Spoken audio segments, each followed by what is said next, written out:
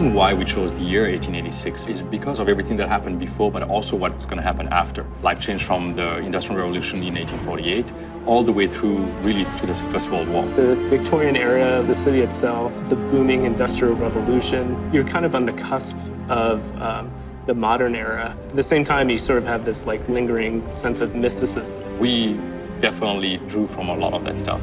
I remember being enamored with the whole idea of Camelot and the Knights of the Round Table. Something that was not religious, but really, about humanity. If you look at the Arthurian legend, I mean, there's some of them that go back to pre-Roman and Celtic, and we wanted to get that kind of Celtic lineage back into the oldest part of the order. It's so rich with the lore, with those interaction and people, these noble knights basically protecting humanity. And it was like, well, if we could meld a story like that, if we build those people, if we build something that is slightly outside the bounds of reality, can we make it real enough? We want that kind of double take where it feels like the 1886 that was, but then kind of out of the corner of your eye, it's like, well, there's certain things where we deliberately kind of deviate from history just to have that balance between getting that first read of believability and sort of the second read of, wow, that's kind of cool and different. We tried to echo a lot of things that were true of the time. We didn't want to recreate history, we wanted to twist it. We just poured over kind of the history of the era,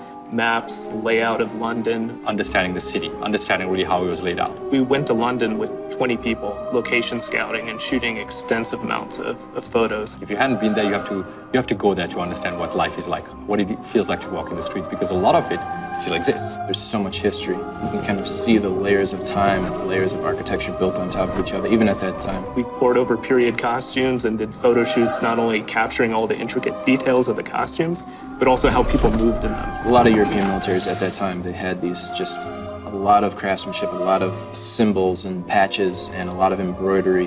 The cording, the armored gorgets and bracers, like those are things we really spent a lot of time kind of poring over reference, but then kind of inject all of our lore to kind of craft these specifically for these characters and for this order. When we started actually, melding this fiction and nonfiction, there was the need to make sure that we had some control over it. We early on had a lot of elements that were kind of more fantastic. It was very tempting and very easy early on to go like, if we're gonna do alternate history, let's alter the world a lot. The risk of approaching a game like this and bringing that balance between fiction and nonfiction, once you've basically, broken that suspension of disbelief, there is no, buying it back from the player. It kind of undermined the reality and the believability of the situations and the characters, and then it was kind of like all bets are off. We didn't want everything to be kind of pushed into alternate history. So more often than not, modes of transportation is the same, like horse-drawn carriages. But then there's technologies like airships that it did exist in that era, but we kind of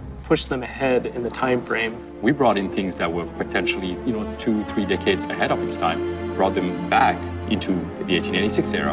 We were able to keep the overall kind of skyline of London, but then you see certain things like the mooring towers for the airships and the searchlights with them that give you this kind of layered, kind of alternate twist to the feeling of the world. And that's really the doctrine we followed throughout the game. It's asking the question of whether or not people today that live today could believe the fiction that we're adding into our history. That's something that sort of ties everything together to make it feel like an era that existed kind of out of place in time. What's so fascinating about history is that regardless of all the fiction we write, I don't think it's ever as mysterious as history has been.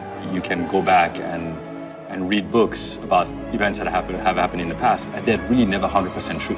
There's always something that actually is slightly off. That gave us so much ammunition basically to build this IP and building a narrative and making this game feel like you're actually living through it. We wanted people to understand how it was to live in that world and to experience the differences in our history firsthand through the eyes of somebody who has seen that history as well.